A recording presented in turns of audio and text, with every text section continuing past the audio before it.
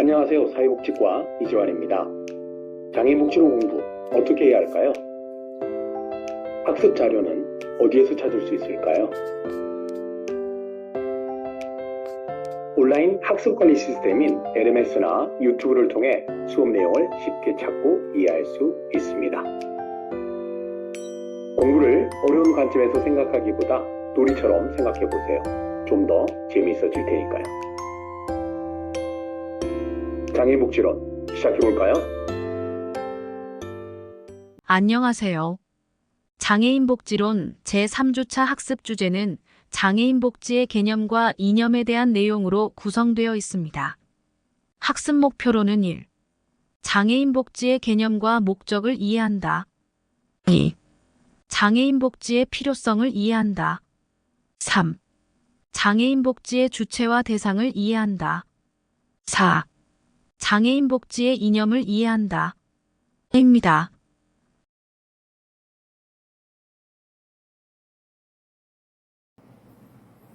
네, 여러분 안녕하십니까? 장애인복지론 제3주차 수업 시작하도록 하겠습니다. 자, 이번 3주차의 학습 내용은 장애인복지의 개념과 목적, 필요성, 그리고 주체와 대상, 이념 이런 것들에 대해서 개괄적으로 살펴보는 시간을 갖겠습니다.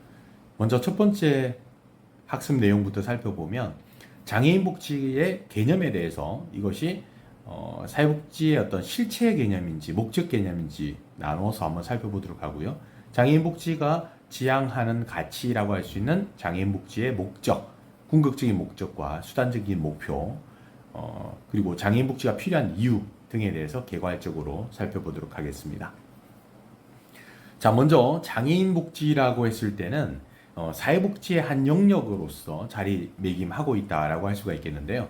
그 주된 타겟은 바로 장애인 당사자가 되겠죠. 그래서 이 장애인 복지라고 했을 때는 기본적으로 장애인이 가지고 있는 잔존 능력을 최대한 활용해서 장애인으로 하여금 사회 적응이 가능하도록 하고 지역사회복지를 통해서 장애인 당사자로 하여금 지역사회에 통합시켜야 한다는 노멀라이제이션, 일종의 정상화 이념에 기초를 하고 있는 것이 장애인 복지다라고 보시면 되겠습니다. 이전 시간부터 계속 말씀을 드렸지만 장애인 복지라고 하는 것은 장애를 가지고 있는 사람들을 위한 복지라고 하는 측면도 있지만 좀 더 포괄적인 의미 그리고 생태체계적인 관점을 기반으로 했을 경우에는 장애인 당사자와 부양 가족만을 위한 복지가 아니라 사실 다수의 비장애인들이 함께 참여하고 함께 관심을 기울여야 하는 영역이 바로 이 장애인 복지다라고 이해를 하시면 되겠습니다. 밑에 있는 세부적인 참고사항으로서 사회복지 실천의 정의라든지 강점 관점이라든지 인파워먼트 관점이나 사례관리적 접근, 자립생활 이런 것들이 사실 어떻게 보면 개괄적으로 본다 그러면 장애인 당사자에게만 주된 포커스, 초점이 맞춰져 있다라고 할 수는 없겠죠. 그래서 이제는 인간의 행동이라고 하는 것이 개개인의 어떤 개인적인 특징에 의해서 나타나기보다는 외부 환경과의 상호작용을 통해서 나타난다라고 하는 측면들을 좀 기억해 주시는 것이 필요할 것 같습니다. 자, 장애인 복지는 크게 장애인 당사자를 주된 포커스로 잡고 있다라고 했을 경우에 장애 정도가 심하지 않은 장애인의 경우는 손상을 통해서 장애를 갖게 되어졌다면 이런 장애로 인해서 더 능력장애나 사회적 분리를 경험하지 않도록 하기 위한 재활의 과정이 충분히 이루어져야 된다고 하는 거죠. 이 재활이라고 하는 과정을 통해서 손상이 일어나기 이전에 기능 상태로의 회복이 이루어질 수 있도록 지원해주는 부분들, 이것을 사회재활 혹은 재활복지 영역이라고 하고요. 또 장애 정도가 너무 심한 중증이어서 재활보다는 오히려 보호가 더 필요한 장애인들이 있겠죠. 이럴 경우에 장애인에 대한 복지를 보호복지라고 한다라고 보시면 될 것 같아요. 자, 어쨌든 재활복지와 보호복지를 통칭해서 이 장애인 복지라고 한다라고 규정을 했을 경우에는 여기에 주된 대상이라고 할 수 있는 사람은 바로 장애를 가지고 있는 사람이다 라고 보시면 되겠습니다. 이 장애인 복지라고 우리가 했을 경우에는 어떤 의미를 갖고 있느냐라고 했을 때 목적 개념과 실체 개념 두 가지가 있을 수 있죠. 우리가 이제 목적이라고 하는 개념과 목표라고 하는 것을 구분해서 본다 그러면 우리가 도달해야 되는 지향점, 다시 말씀드리면 장애인 복지를 통해서 달성하고자 하는 지향점은 바로 장애인의 인간다운 생활에 대한 보장, 삶의 질의 향상, 혹은 장애인의 완전한 사회 통합이라고 하는 것이 궁극적으로 도달해야 될 목적이 되겠죠. 그런데 이 목적을 향해서 나아가는 과정에 있는 것들은 다 목표에 해당할 수가 있겠죠. 뭐 물리적인 환경의 개선이라든지 장애인에 대한 균등한 기회를 보장해 준다든지 전인적인 능력의 개발이라든지 이런 것들은 어떻게 보면 도구나 수단에 해당되는 내용이 되겠죠. 그래서 장애인의 사회 통합을 도모하기 위한, 이루기 위한 다양한 정책이나 제도나 법, 관련된 복지 서비스 이런 것들은 결국 실체 개념으로서 장애인 복지에 포함이 되어지는 것이고, 장애인의 완전한 통합, 장애인의 삶의 질 향상 이런 것들은 어떻게 보면 목적 개념으로서 장애인 복지다. 그래서 이 목적 개념으로서의 장애인 복지와 실체 개념으로서의 장애인 복지는 따로 떼어놓고 생각하는 것이 아니라 이 실체 개념으로서의 장애인 복지의 내용들이 실행이 되어져야 목적 개념으로서의 장애인 복지가 완성될 수 있다라고 하는 측면에서 본다면 아주 밀접한 관련을 가지고 있다 이렇게 보시면 되겠습니다. 그래서 이 목적 개념으로서의 장애인 복지와 실체 개념으로서의 장애인 복지가 각각 존재하는 것이 아니라 서로 관련이 있다. 그래서 이념과 목표에 비추어서 장애인의 사회 통합을 위한 대책을 위한 상황을 묻고 문제점을 찾아서 대책을 구성함으로써 장애인 복지가 실현될 수 있다라고 하는 이론론적인 관점을 가지고 있다. 이렇게 보시면 되겠습니다. 일종의 이론론적인 시각은 바로 통합적 시각이다라고 보시면 되겠죠.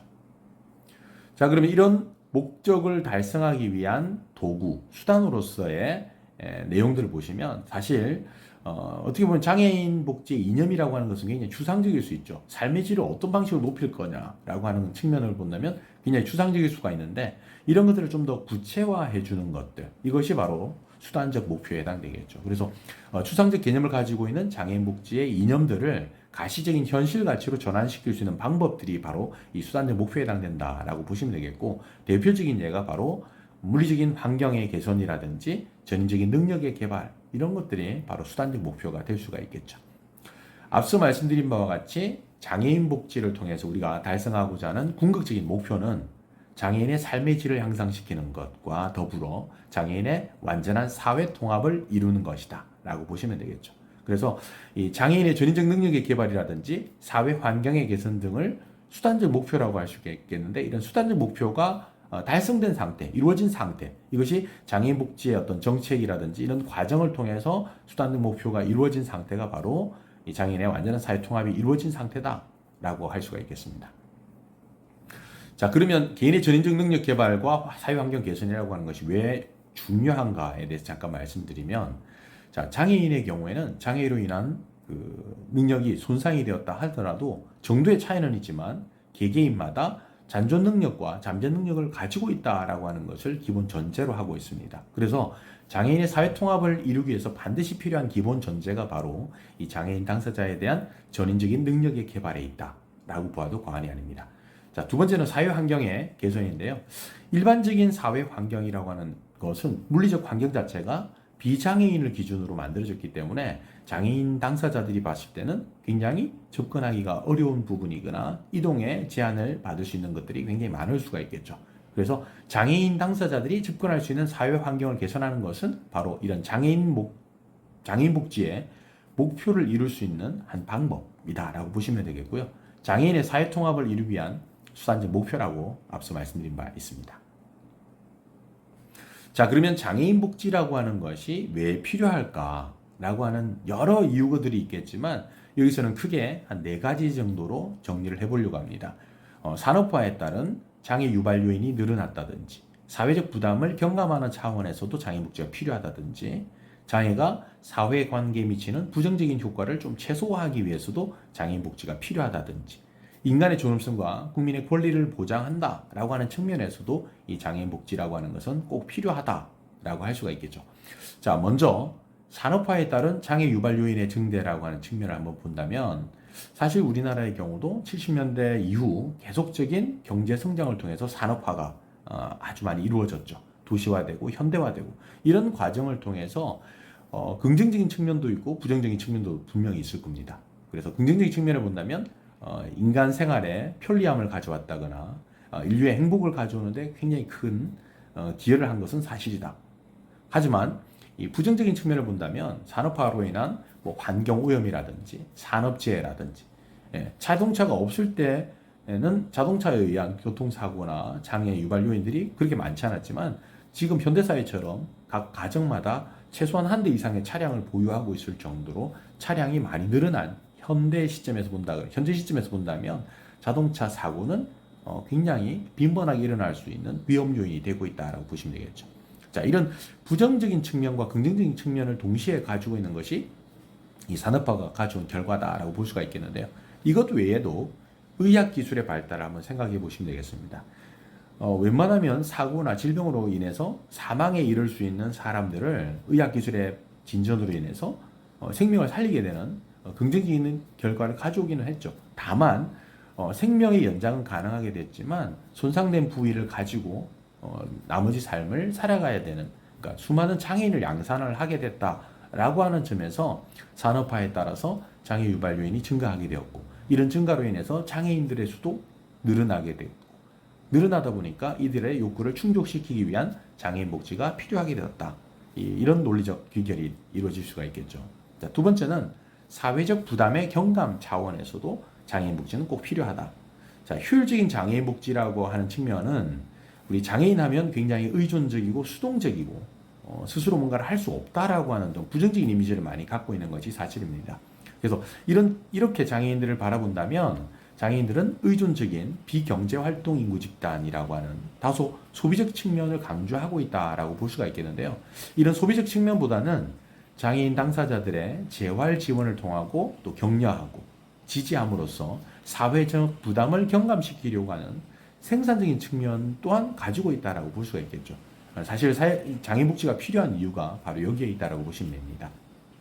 우리 자본주의 경제학의 기본 전제는 한정된 자원, 소위 말하는 자원의 희소성을 전제로 하고 있기 때문에 이 한정된 재원을 어떻게 하면 좀 더 효율적으로 배분할 것인가, 이런 배분을 하는 데 있어서 무조건적으로 소비적이거나 의존적인 비경제 활동 집단으로서의 장애인이 아니라 그들도 사회 나름의 기능적인 역할을 수행할 수 있다라고 하는 점을 강조한다. 그런 것들을 강조하기 위해서도 장애인 복지가 필요하다라고 할 수가 있겠습니다. 자, 세 번째, 장애가 사회관계에 미치는 부정적 효과를 좀 최소화하는데도 장애인 복지가 필요하다. 이 부분은 아무래도 특히 장애 정도가 심한 중증 장애를 가지고 있는 장애인의 경우에는 당사자도 힘들겠지만 부양 가족의 부양 부담이 그만큼 클 수 있다라고 하는 거죠. 자, 이런 과중한 부양 부담일 경우, 부양 부담이 심할 경우에는 어떻게 하느냐? 사실 극단적으로는 가족 해체의 문제까지, 가족 해체로까지 이어질 수 있기 때문에 이런 장애인의 보호 체계를 좀 만들어줌으로 인해서 이런 문제가 확산되어지는 것을 예방할 수가 있다라고 하는 거죠. 다시 말씀드리면 중증 장애인 부양 가족들의 부양 부담을 좀 완화시키는 것이 현재의 가족 체계를 건강하게 유지시켜 나가는데 도움을 줄 수 있기 때문에 장애인 복지가 필요하다라고 하는 겁니다. 그래서 주간 보호 프로그램이나 주간 활동 지원이나 단기 보호라든지 제가 장애인을 지원하기 위한 활동 지원사에 대한 파견, 이런 것들이 사실 장애로 인해서 발생하게 된 여러 가지 가족 내외적인 문제들을 예방하거나 또 최소화하는데 도움을 줄 수가 있겠죠. 이런 측면에서 장애인 복지가 필요하다라는 겁니다. 자, 마지막, 인간의 존엄성과 국민의 권리 보장 차원에서도 반드시 이 장애인 복지는 필요한데요. 사실 헌법 제10조에 모든 국민은 행복을 추구할 권리를 가지고 있다라고 했지만 사실 장애를 가지고 있다고 해서 이 행복을 추구할 권리를 침해받아서는 안 된다라고 하는 것이고, 헌법 제34조에 명시된 모든 국민은 인간다운 생활을 할 권리를 갖는다라고 하는 기본적인 생존권 규정이 있음에도 불구하고 장애를 가졌다는 이유로 사회적 배제를 당하거나 차별을 받아서도 안 된다라고 하는 거죠. 그래서 실질적으로 헌법에 명시된 권리를 보장하자라고 하는 측면에서도 장애인 복지는 꼭 필요하다라고 말씀드릴 수가 있겠습니다. 자, 첫 번째 학습 내용은 장애인 복지의 개념과 목적 그리고 필요성에 대해서 살펴보았습니다. 장애인 복지론 제3주차 수업 내용과 관련한 첫 번째 퀴즈입니다. 다음에서 설명하고 있는 것은 무엇일까요? 질문을 듣고 정답을 찾으시기 바랍니다. 질문 드립니다. 장애인은 장애로 인해 능력이 손상되었다 하더라도 정도의 차이는 있지만 잔존 능력과 잠재 능력을 가지고 있다는 것을 전제로 하는 것으로 장애인의 사회 통합을 이루기 위한 수단적 목표에 해당하는 이것은 무엇일까요? 장애인 복지론 제3주차 첫 번째 퀴즈의 정답은 장애인의 사회 통합을 이루기 위한 수단적 목표로서 개인의 전인적 능력의 개발입니다.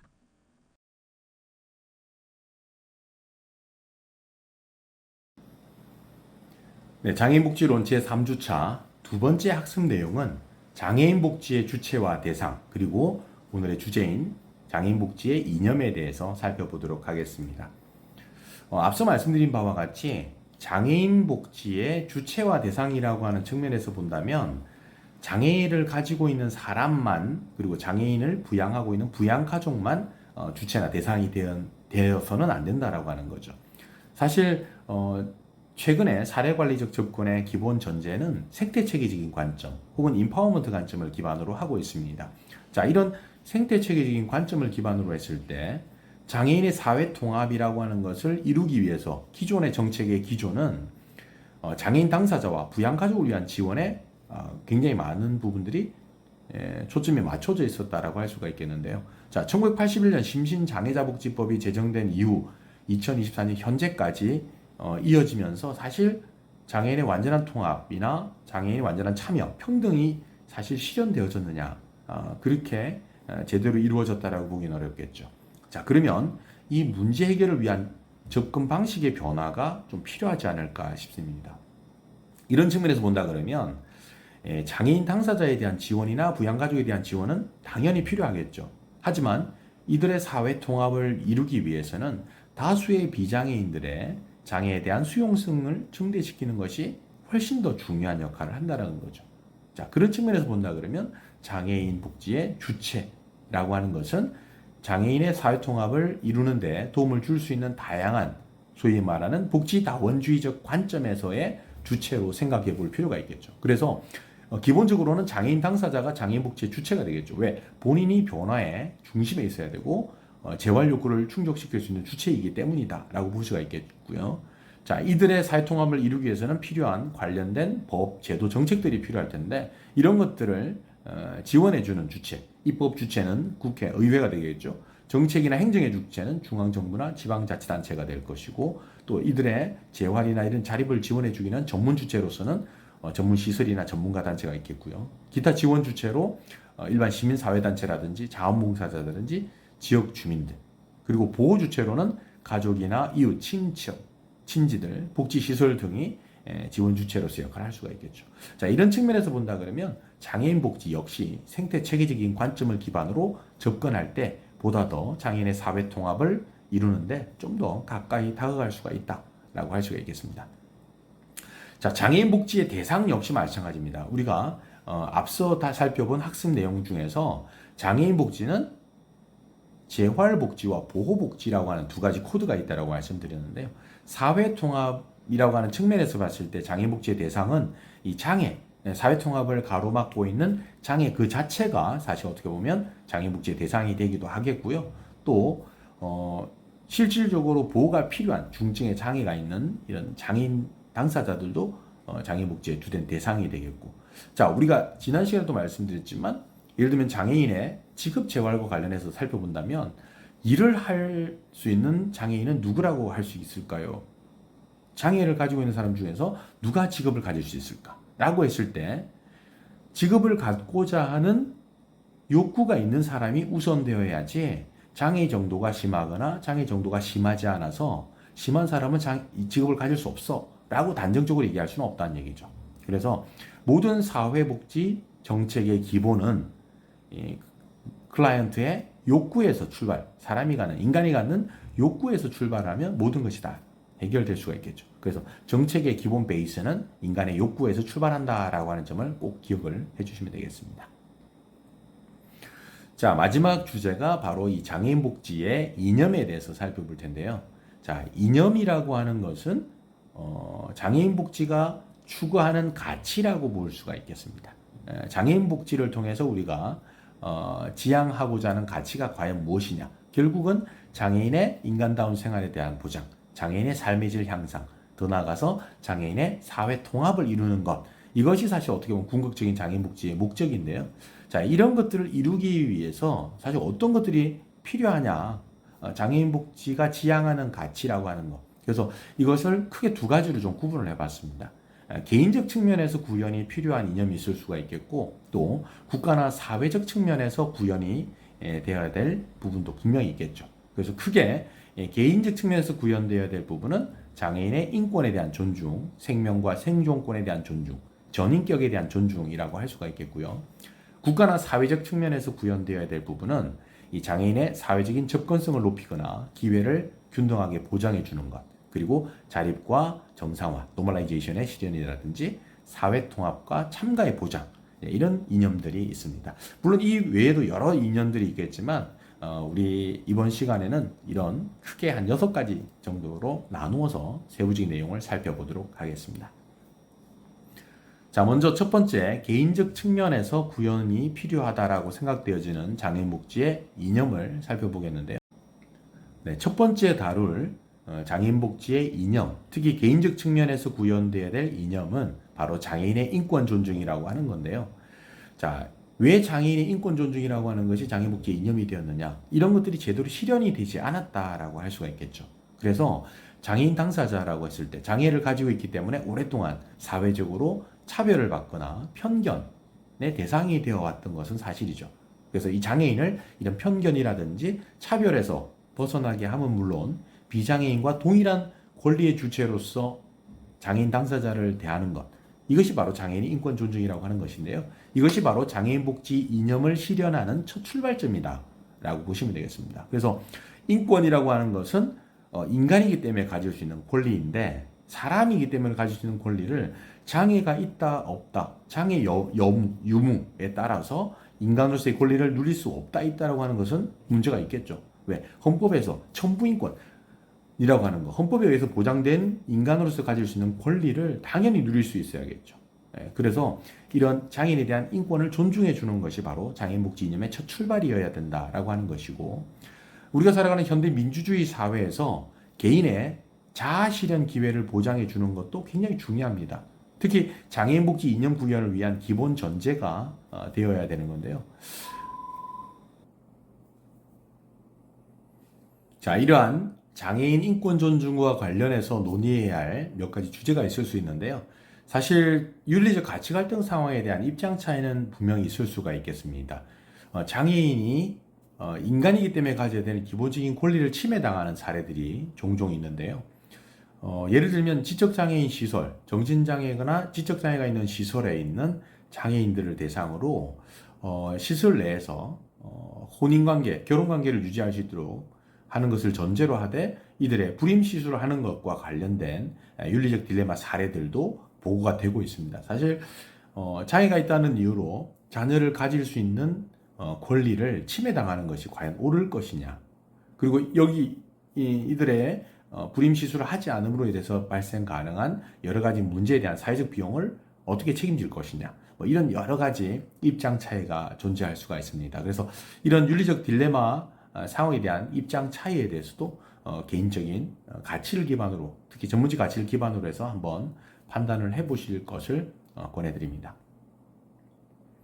자, 개인적 측면에서 구현되어야 될 장애인 복지의 이념 두 번째는 바로 생명과 생존권 존중에 대한 내용이 되겠습니다. 사실 개인적이고 굉장히 인간적인 권리이죠. 생명과 생존권에 대한 존중 부분은 장애를 가지고 있기 때문에 생명의 위협을 받는다. 사실 우리가 통상적으로 생각한다 그러면 이해가 되지 않는 부분이 될 수가 있겠죠. 장애가 있다는 이유로 어떻게 생명의 위협을 받을 수 있느냐. 자, 여러분들 임신과 출산이라고 하는 것이 장애 발생과 굉장히 밀접한 관련성을 가지고 있다라고 하는 점을 잘 알고 계실 겁니다. 자, 임신을 했을 때 장애 유무 여부를 검사하는 것들이 아마 있으실 거예요. 이전 경험이 있으신 분들도 있으실 텐데, 자, 이런 임신 중에 장애 유무를 검사하는 것 자체가 어떻게 보면 논란의 중심에 있을 수 있죠. 왜 이런 검사를 해서 장애가 있으면 아이를 지우고, 그렇지 않을 경우는 아이를 살린다? 이것이 과연 말이 되는 이야기인가 라고 볼 수가 있는 거죠. 그래서 장애가 있다라고 해서 내 생명을, 그 아이의 생명을 빼앗을 수 있는 권리가 과연 누구에게 있느냐, 여기에 대해서도 한번 곰곰이 생각해 볼 필요가 있습니다. 제가 왜 이렇게 말씀을 드리냐면 실질적으로 장애가 있는 자녀를 출산을 했을 경우 또 하지 않았을 경우에 얻을 수 있는 효용 가치가 또 차이가 있기 때문에 개개인이 갖는 전문직 가치에 따라서 사실 어떻게 보면 내담자가 가지고 있는 욕구나 문제 상황을 해결하는데 도움을 줄 때 사회복지사가 가지고 있는 개인의 가치가 또 전문직 가치가 사실 어떻게 보면 그 내담자의 선택에 영향을 미칠 수 있기 때문에 이런 주의가 필요하다라고 하는 거죠. 그래서 사회복지는 가치 중립적인 어떤 역할을 해야 된다라고 하는 것이고 모든 선택과 결정이 클라이언트, 소위 말하는 내담자로 하여금 스스로가 선택하고 결정할 수 있도록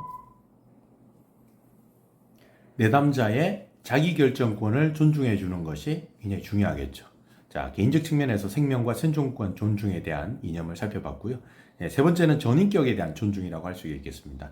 이 장애는 결함이나 결손이 아니라 그 사람이 가지고 있는 신체의 어떤 일부가 되겠죠. 사실 장애라고 하는 특징을 포함해서 그 장애인 당사자를 전체적인 어떤 인격을 가지고 있는 사람으로 바라보아야 되는데 이런 것들이 사실 잘 이루어지지 않고 있는 부분이 있습니다. 특히 이제 성장기 아동에게 있어서 이런 전인격의 존중이라고 하는 것은 굉장히 중요한 부분이 될 수가 있겠죠. 대표적인 사례를 하나 말씀을 드릴 텐데요. 이 내성마비를 가지고 있는 아버지와 두 남매의 이야기가 지난 2016년 동행 프로그램에서 이제 보고가 된 적이 있습니다. 관련 영상을 보고 다시 말씀드리도록 하겠습니다.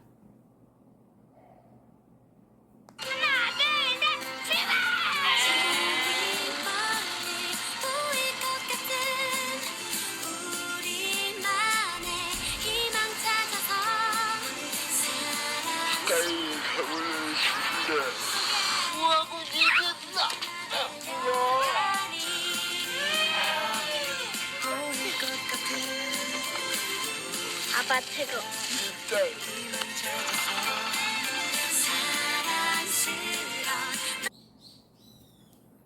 자, 이제 영상 잘 시청하셨는지요?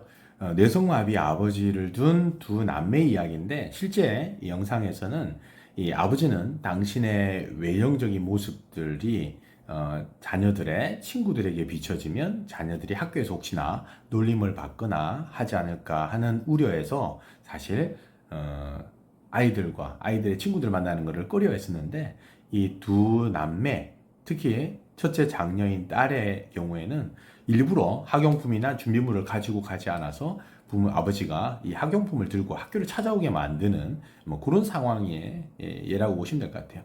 아이들의 눈에는 두 남매를 잘 키워준 소중한 아버지, 고마운 아빠라고 하는 관점에서 바라보는 데 반해서 주변 사람들이 사실 볼 때는 굉장히 좀 안타까움을 금치 못하는 어떤 그런 영상으로 사실 보고 있습니다. 사실 바람직한 건 아니죠. 우리 아이들의 시선으로 세상을 바라볼 때 보다 더 건강한 시선을 가질 수 있다라고 하는 점을 보여주는 대표적인 영상이 아닐까 싶습니다.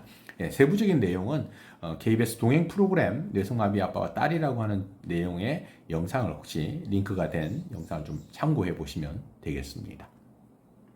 자, 국가 사회적 측면에서 우리가 또 구현돼야 될 이념이 있는데요. 첫 번째가 장애인의 사회적 접근성 제고와 균등한 기회를 보장해 주는 것. 사실 어떻게 보면 우리 사회가 공존 사회를 지향한다라고 했을 때는 이 장애인에 대한 어떤 편의 증진과 관련된 것들이 충분히 보장되어야 된다라고 하는 거죠. 사실 기본적으로 노인, 장애인, 임산부 등의 편의 증진 보장에 관한 법률 등에 따라서 공공시설물을 설치할 때 반드시 이 편의시설을 설치하게끔 되어 있는데 사실 이 공공시설물이 아니라 하더라도 일반 상업적인 시설이나 개인 시설이라 하더라도 이 편의시설을 구축하는 것은 장애인 인지적인 관점에서 굉장히 필요하다라고 할 수가 있겠죠. 자, 그런 부분에 대해서 사회적인 접근성을 제고할 필요가 있겠고 또 장애로 인해서 기회를 박탈당하거나 배제되는 사례들이 꽤 많이 있죠. 그래서 장애를 가지고 있다고 해서 그들의 최소한의 기회마저 빼앗아서는 안 된다라고 하는 것이죠. 이게 국가 사회적 측면에서 반드시 구현돼야 될 이념이다라고 보시면 되겠고요. 이 자립과 정상화 역시 마찬가지입니다. 우리가 흔히 자립이라고 하는 의미는 스스로 일어선다라고 하는 의미를 갖고 있지만 장애인 복지에서의 자립은 일상생활에서의 동지학의 자립이나 직업적 자립, 경제적 자립을 포괄하고 있습니다. 사전적 의미의 개념으로서 자립을 생각한다 그러면 중증 장애인의 자립을 기대하기는 상당히 어렵겠죠. 그런데 우리가 장애인 복지에서 장애인 복지가 지향하는 가치로서 이념으로서 자립이라고 하는 것은 누군가의 도움 없이 수행하는 과제의 양이 과업의 양이 얼마만큼 많으냐 이것이 중요한 것이 아니라 누군가의 도움을 받는다 하더라도 본인의 삶을 좀 더 주체적이고 능동적으로 살아갈 수 있다라고 하면 그들의 삶을 보다 더 적극적인 의미의 자립생활로 보자라고 하는 것이 장애인복지 이념 중에 이 자립이라고 할 수가 있겠죠.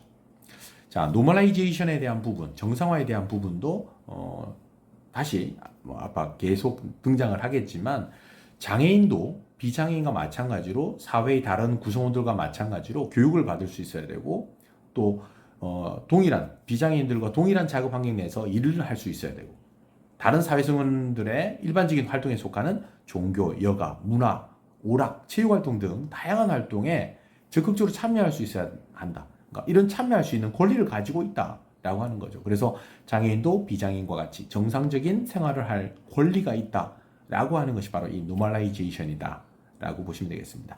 이 노멀라이제이션이라고 하는 것이 어떻게 처음 등장하기 시작했는가 하는 부분들은 또 오프라인 수업에서 보다 더 자세하게 설명을 드리도록 하겠습니다. 자, 마지막으로 우리가 국가 사회적 측면에서 구현돼야 될 이념 중에 사회 통합과 참가의 보장이라고 하는 게 있는데요. 그냥 단순히 사전적 의미로 사회 통합을 보면 통합되어져 있는 상태에 있는 어떤 사회 집단이나 개인들이 서로 적응을 함으로써 그것보다는 좀 적은 단일의 집합체로 통합되어 가는 과정이다. 뭐 이렇게 얘기할 수가 있겠지만 이 장애인 복지 이념으로서의 사회 통합이라고 하는 것은 이 장애인과 비장애인이 서로 기회를 공유하면서 서로 협력하고 또 그런 과정을 통해서 가능성을 높여 나가는 과정. 장애인과 비장애인이 서로 협업하는 과정 속에서 시너지를 발휘할 수 있는 이런 과정이 사회 통합이라고 볼 수가 있겠죠. 그리고 참가 역시 마찬가지입니다. 그냥 단순히 일반적인 사회 관계를 넘어서서 일단 어떤 물리적인 행사, 공간에 참가하는 것을 넘어서서 장애인 당사자의 문제에 직접적으로 영향을 미칠 수 있는 정책이나 제도나 법이나 이런 것들을 만들고 실행하고 평가하는 과정, 정책 결정 과정에 직접 장애인 당사자들이 참여할 수 있도록 보장해 주는 것. 이런 이념들은 국가가 혹은 사회적 차원에서 구현이 될 이념이 되겠죠. 자, 오늘 장애인복지론 3주차에 다뤘던 내용은 장애인복지의 개념과 목적, 필요성, 그리고 주체와 대상, 그리고 이념에 대해서 살펴봤습니다. 기타 궁금한 사항이 있으시면 LMS나 SNS를 통해서 질의해 주시면 보다 자세하게 답변을 드리도록 하겠습니다. 장애인복지론 제3주차 두 번째 퀴즈입니다. 다음에서 설명하고 있는 장애인복지의 이념은 무엇일까요? 질문을 듣고 정답을 찾으시기 바랍니다. 질문 드립니다. 장애인도 사회의 다른 성원들과 함께 교육을 받아야 하며 비장애인과 동일한 작업 환경 내에서 일할 수 있어야 한다. 사회 성원들의 일반적인 활동에 속하는 종료, 문화, 체육, 여가 활동 등에 적극적으로 참여할 수 있어야 한다. 다시 말해, 장애인도 비장애인과 같이 정상적인 생활을 할 권리가 있다는 것이다. 국가, 사회적 측면에서 구현되어야 할 장애인 복지의 이념은 무엇일까요? 장애인 복지론 제3주차 두 번째 퀴즈의 정답은 노멀리제이션, 정상화입니다. 1959년 덴마크에서 제정된 정신지체인법에서 처음 사용된 이 용어는 당시 지적장애 아동을 둔 부모들의 모임인 장애인 부모회의 노력에 의해 도입된 개념이라고 할 수 있습니다. 장애인 복지론 제3주차 학습 내용은 장애인 복지의 개념과 목적, 장애인 복지의 필요성, 장애인 복지의 주체와 대상, 장애인 복지의 이념에 대해 살펴보았습니다.